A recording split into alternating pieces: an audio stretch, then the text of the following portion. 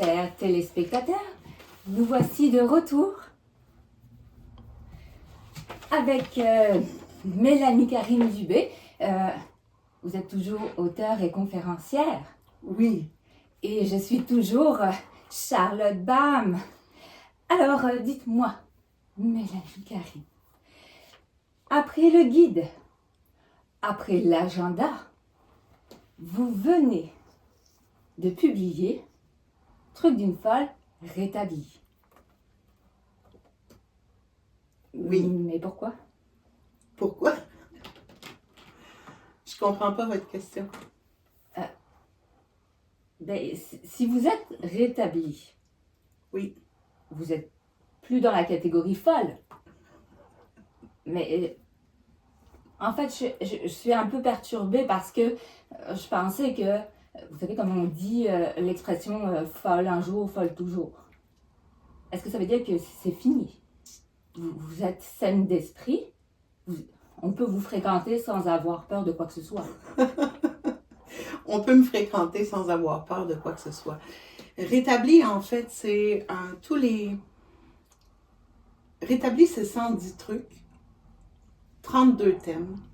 Plus 80, là. Non, c'est les 110 suivants. Oh. Et c'est sous 32 thèmes qui me permettent de vivre en équilibre aujourd'hui. C'est les préceptes qui sont les fondements de mon rétablissement. Donc, si je comprends bien, ça, c'est pour les personnes qui vont mieux. C'est les personnes qui désirent vivre en équilibre. Ça n'a rien à voir avec l'équilibre du corps? Non, ça n'a rien à voir avec l'équilibre du corps. C'est la paix intérieure. C'est comment moi j'arrive à vivre en paix avec moi-même chaque jour de ma vie.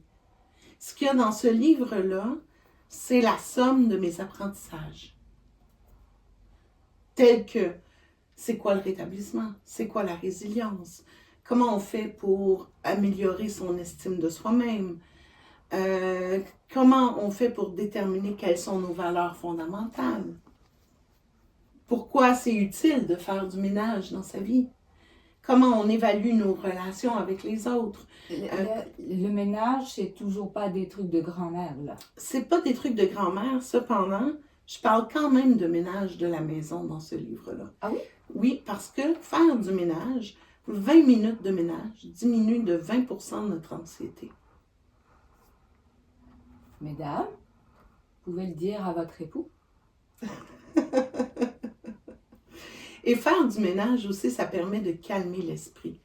Parce que quand on vit dans un environnement embourbé, rempli de désordre, ben ça alourdit le mental. D'accord.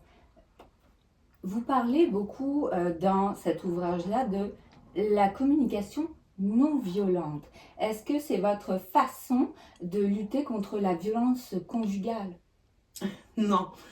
La communication non violente vient de Rosenberg, qui... C'est une ville? Non, c'est un scientifique. Et qui a formulé une façon de s'adresser aux autres sans que les autres lèvent leur barrière de défense, leur mécanisme de défense. Donc, c'est une façon de s'exprimer de façon saine, en commençant par identifier les faits. Ensuite, on parle de ce que l'émotion que les faits nous font ressentir. On parle du besoin qu'il y a derrière l'émotion. Et ensuite, on formule une demande à la personne à qui on parle.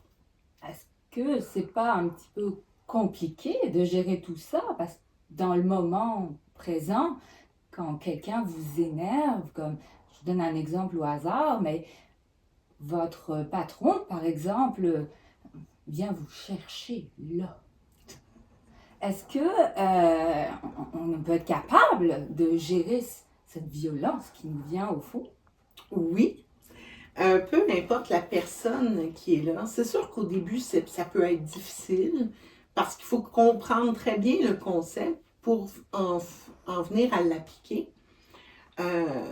Au début, quand on m'a appris la communication non violente, je devais y réfléchir longuement. Aujourd'hui, c'est devenu plus un automatisme.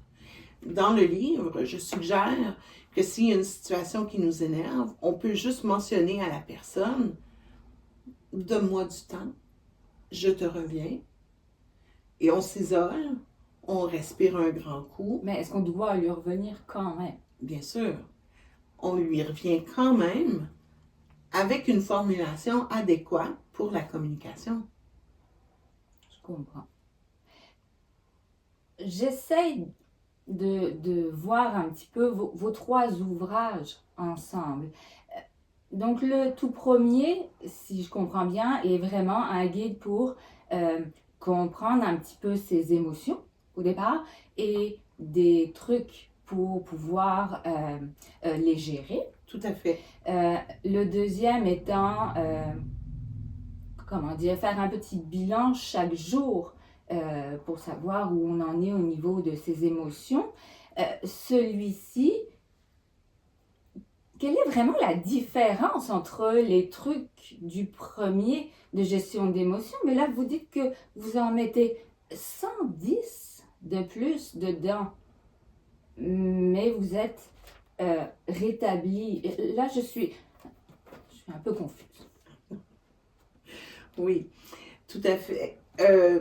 Truc d'une folle, le guide, c'est un ouvrage pour gérer les émotions, réguler les émotions en cas de situation de crise.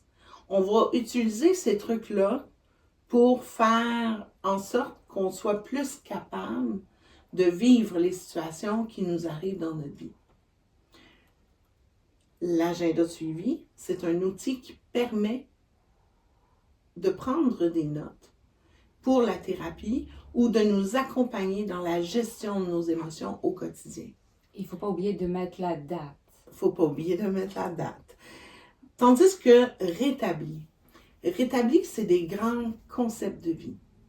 C'est des grands mouvements qui dirigent notre vie au sens large. C'est pas une situation de crise. C'est vraiment, par exemple, je vous donne un exemple. Pouvez-vous me donner le livre? Merci. Par exemple, dans Rétabli, il y a un chapitre entier sur le jugement. Parce que tout le monde juge. C'est inné. On porte notre regard sur une personne, une situation, et automatiquement, on l'évalue, on porte un jugement. Sauf que juger négativement les gens, c'est à nous que ça nuit.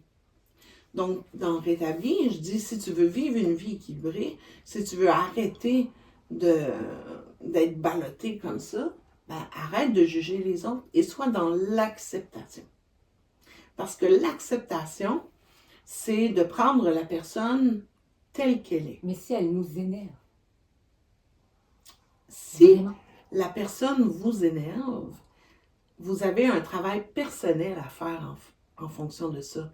Parce que les autres personnes ne sont pas responsables de votre état à vous. Et ça, c'est dit dans Rétabli. C'est des façons d'être, des façons de vivre qui font en sorte qu'on demeure plus en équilibre. Quand quelqu'un vous énerve, c'est vous qui êtes mal. C'est vrai. Mais on ne choisit pas toujours son entourage, au final. Comment on peut gérer tout ça, au final? Il y a un chapitre sur les relations où je dis qu'on devient facilement la somme des 5 personnes que l'on fréquente le plus. Et je donne un exercice papier-crayon pour évaluer notre entourage de façon à en venir à se rapprocher des personnes qui nous sont bénéfiques et s'éloigner des personnes qui nous vident de notre énergie. Et on doit faire quoi après? Ben, premièrement, on fait un bilan. Deuxièmement, on décide de qui je vais me rapprocher, qui va me supporter dans mes ambitions? Qui est-ce que j'admire? Qui est-ce qui va me servir de modèle? Qui est-ce que je vais laisser m'influencer? Et d'un autre côté, on décide de s'éloigner des gens qui nous drainent notre énergie, des gens qui ont des habitudes avec lesquelles on n'est pas en accord, des gens qui ne donnent rien, qui ne font que prendre. Je comprends.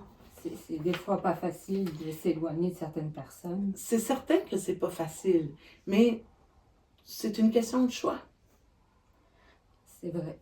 Est-ce que on est obligé de lire le guide, d'acheter l'agenda avant de lire Rétabli finalement?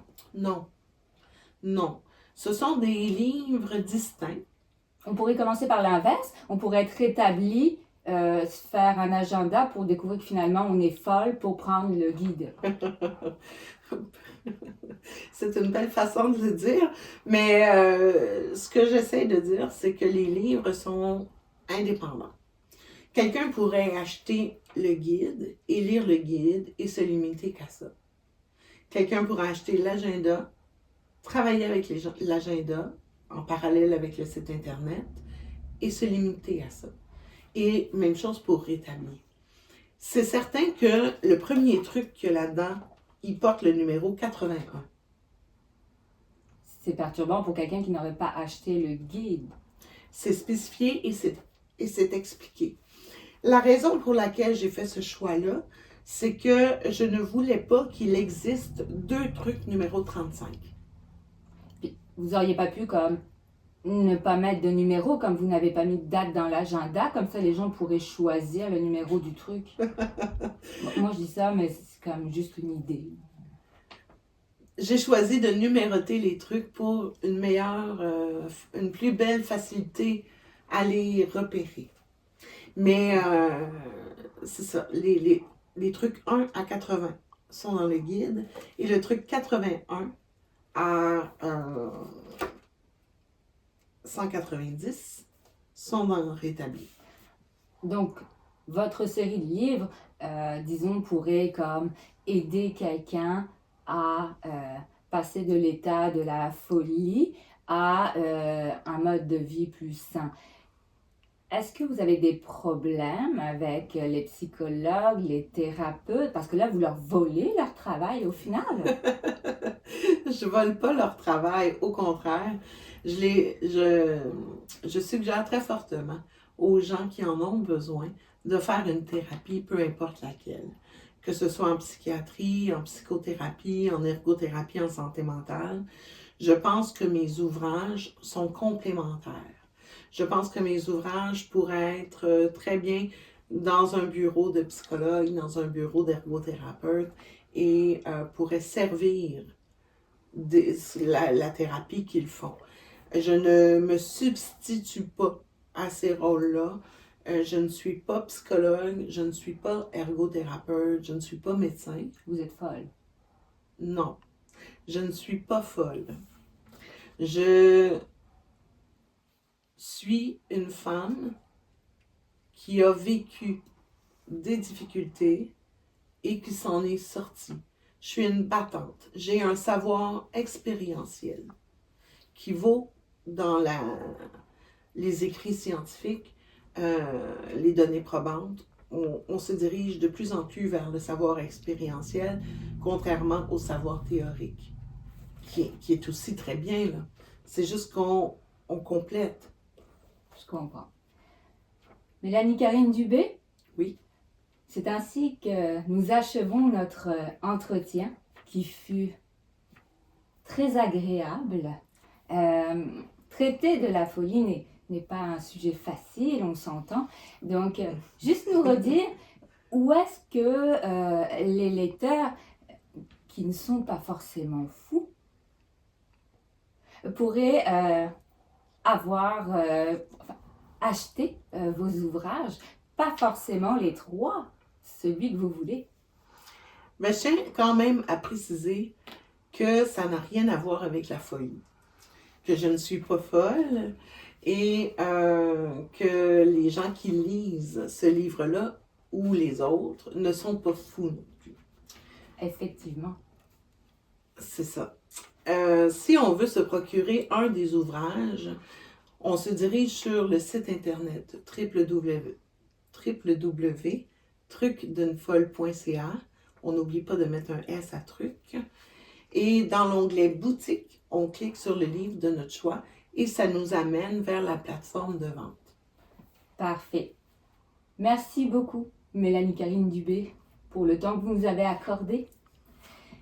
Cher public, on se retrouve la semaine prochaine. Je suis toujours Charlotte Bam.